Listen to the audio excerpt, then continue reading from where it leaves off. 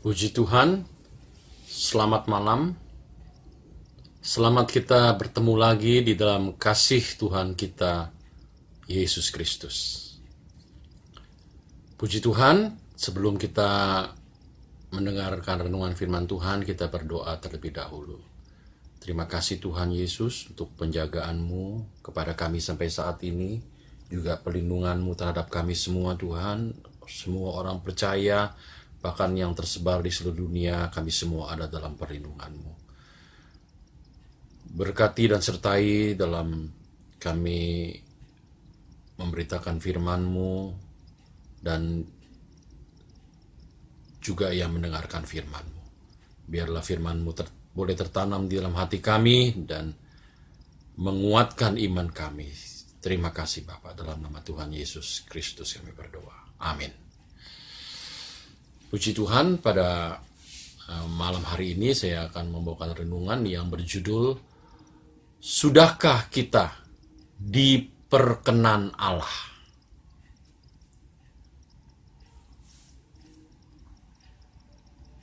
Sudahkah kita diperkenan Allah? Saya ambil dari Mazmur pasal 26 ayat 1 sampai 12. Di mana terlebih dahulu kita melihat latar belakang tentang Mazmur 26 ini. Nah, Mazmur 26 ini bicara tentang ratapan Daud, ya, karena adanya tekanan, ancaman dari orang-orang yang membenci dan memusuhi Daud.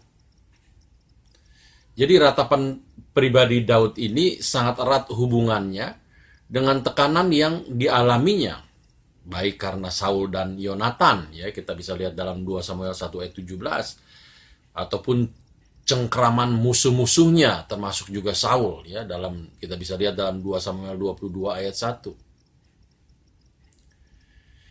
Nah, ketika dalam masalah dan tekanan itu, Daud datang kepada Tuhan dan berdoa mohon keadilan.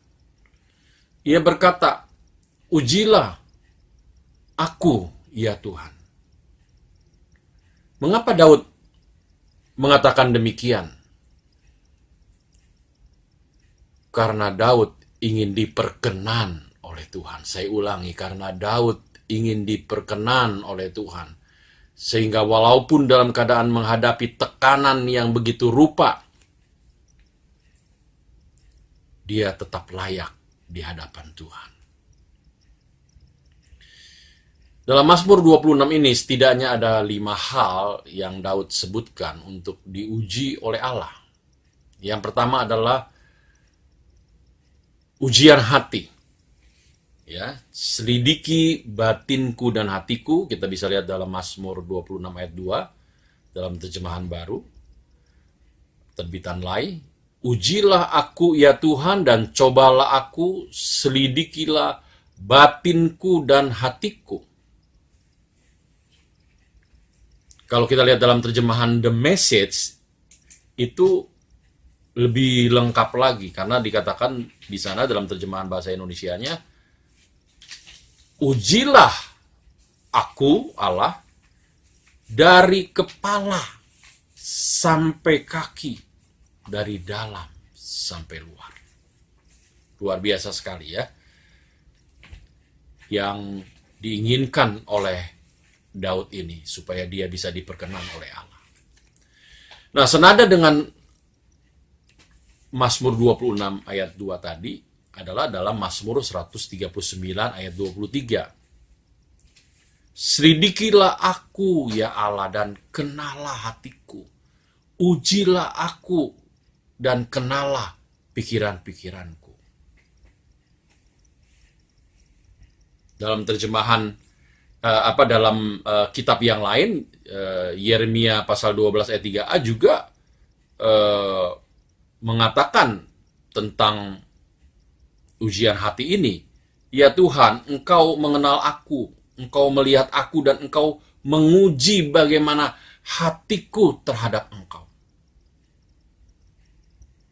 Juga dalam 1 Tawari 28 ayat 9 dikatakan, dan engkau anakku Salomo, Kenalah Allahnya ayahmu dan beribadahlah kepadanya dengan tulus ikhlas dan dengan rela hati, sebab Tuhan menyelidiki segala hati dan mengerti segala niat dan cita-cita. Bapak Ibu Saudara, hati memegang peranan yang sangat penting dalam kehidupan. Itulah sebabnya Daud memerintahkan kepada Salomo anaknya. Dalam Amsal 4 ayat 23 kita baca di sana. Jagalah hatimu dengan segala kewaspadaan, karena dari situlah terpancar kehidupan. Jadi kita harus waspada untuk tetap menjaga hati kita. Ada contoh di dalam Alkitab orang yang tidak menjaga hati, ya. Kita bisa baca di sana dalam Mazmur pasal 106 ayat 32-33. Ada yang menggusarkan dia di dekat air Meribah, sehingga Musa kena celaka karena mereka. Sebab mereka memahitkan hatinya sehingga ia teledor dengan kata-katanya. Kita lihat di sini Musa tidak menjaga hatinya, sehingga akhirnya Musa gagal masuk tanah perjanjian. Jadi di sini yang perlu saya tekankan adalah bahwa pemulihan diberikan ketika hati kita beres. Apa yang dimaksud dengan beres? Kalau kita baca Ibrani 10 ayat 22 dikatakan di sana, karena itu marilah kita menghadap Allah dengan hati yang tulus ikhlas. Nah, ini yang dimaksud dengan hati yang beres. Dan keyakinan iman yang teguh oleh karena hati kita telah dibersihkan dari hati nurani yang jahat dan tubuh kita telah dibasuh dengan air yang murni. Bahkan Raja Hizkia pun juga mengklaim bahwa hatinya tulus, hatinya beres, ya. Dalam Yesaya 38 ayat 3 dikatakan di sana, ia berkata, "Ah Tuhan, ingatlah kiranya bahwa aku telah hidup di hadapan-Mu dengan setia dan dengan tulus hati, dan bahwa aku telah melakukan apa yang baik di mata-Mu." Kemudian menangislah Hizkia dengan sangat. Ya, bereskan dulu hati kita di hadapan Tuhan. Baru bisa terjadi pemulihan. Selanjutnya kita melihat ujian yang diinginkan oleh Daud adalah jaga mata, ya, atau ujian mata. Dalam Mazmur pasal 26 ayat 3 dikatakan di sana, sebab mataku tertuju pada kasih setiamu dan aku hidup dalam kebenaran. Nah, ini bicara tentang hal-hal yang kita sukai. Keinginan mata. Ya, 1 Yohanes 2 ayat 16. Selera, cara pandang hidup. Bagi Daud, dalam kesulitan sekalipun, kesukaan dan seleranya adalah tetap Tuhan, bukan yang lain. Bukan menurut apa yang kita lihat, ya, keinginan mata.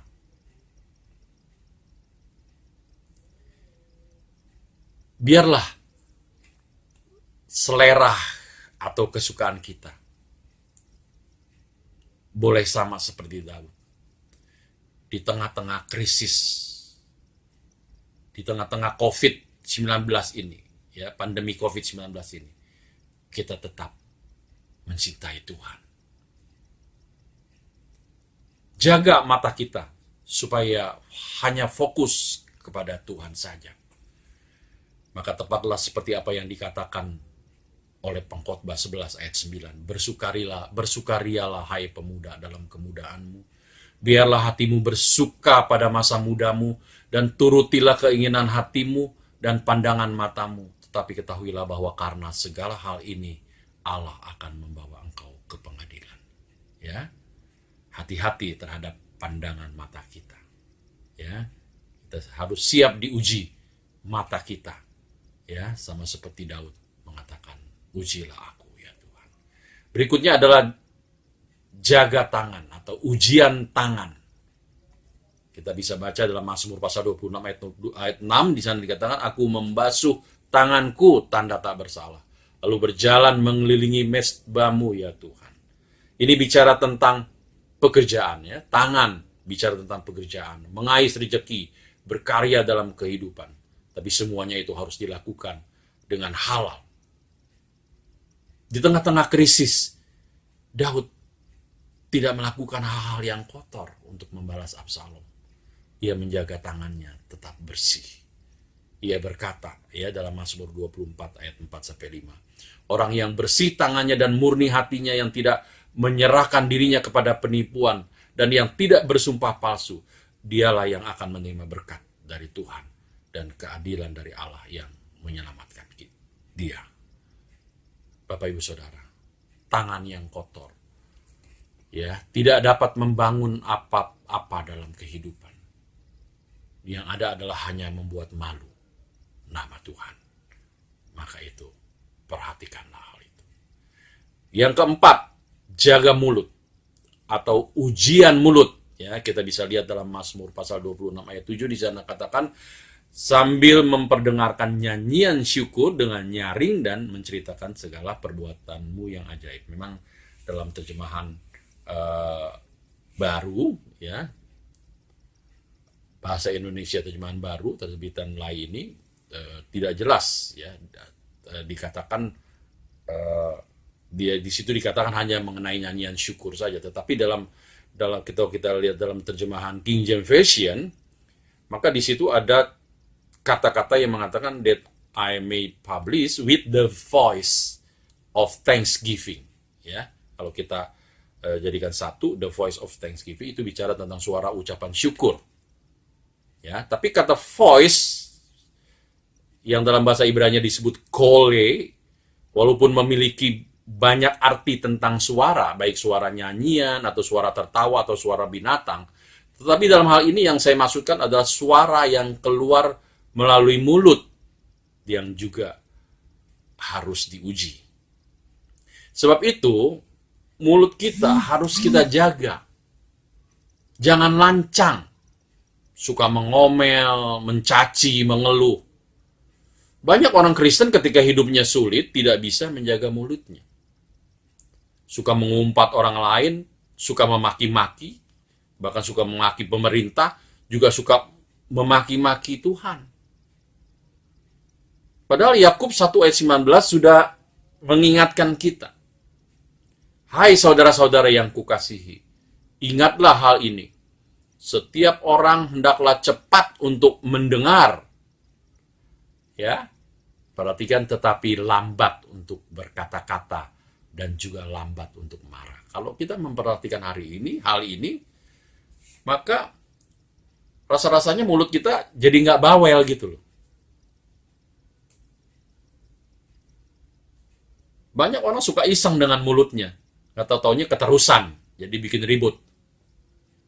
Jadi ingat, ya, ada nasihat dalam Mazmur 34 ayat 13. Siapakah orang yang menyukai hidup, yang mengingini umur panjang untuk menikmati yang baik? Jadi kalau hidup kita mau umur panjang, mau menikmati yang baik, kita harus jaga mulut kita. Ya, itu disebutkan dalam ayat berikutnya. Mazmur 34 ayat 14. Jagalah lidahmu terhadap yang jahat dan bibirmu terhadap ucapan yang menipu.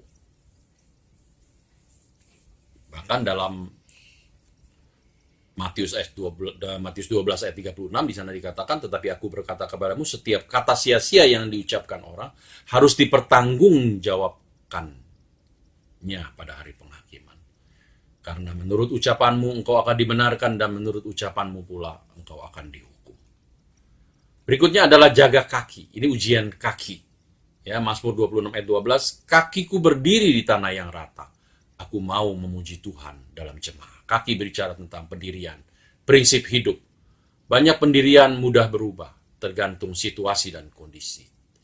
Tapi Daud berbeda. Ketika hidupnya sulit, pendiriannya tidak bergeser atau tidak goyah sedikit pun. Dia berdiri pada kebenaran. Sebab itu Yakub 5 ayat 12 katakan, tetapi yang terutama, saudara-saudara, janganlah kamu bersumpah demi sorga maupun demi bumi atau demi sesuatu yang lain. Jika ya, hendaklah kamu katakan ya. Jika tidak, hendaklah kamu katakan tidak. Supaya kamu jangan kena hukuman. Daud adalah orang yang berkenan di hatinya Allah. Mengapa? Karena ia selalu menjaga hatinya, matanya, tangannya, mulutnya, dan kakinya. Sudahkah kita menjaga semuanya? Jadilah orang yang diperkenan Allah. Saya tutup dengan membacakan dari 2 Korintus 6 ayat 2. Sebab Allah berfirman, pada waktu aku berkenan, aku akan mendengarkan engkau. Dan pada hari aku menyelamatkan, aku akan menolong engkau. Sesungguhnya waktu ini adalah waktu perkenanan itu. Sesungguhnya hari ini adalah hari penyelamatan itu. Sekianlah renungan firman Tuhan pada malam hari ini. Mari kita berdoa. Terima kasih Bapa. Terima kasih kami sudah mendengarkan renungan firman-Mu. Tuhan kiranya memberkati agar kami yang baik yang memberitakan dan yang mendengarkan firman Tuhan dikuatkan oleh firman. Terima kasih atas perlindungan-Mu Tuhan kepada kami semua sampai saat ini lagi. Kiranya Tuhan senantiasa menjaga dan memberkati juga pemerintah kami beserta jajarannya. Terpujilah nama-Mu Tuhan. Terima kasih. Dalam nama Tuhan Yesus Kristus kami berdoa. Amin.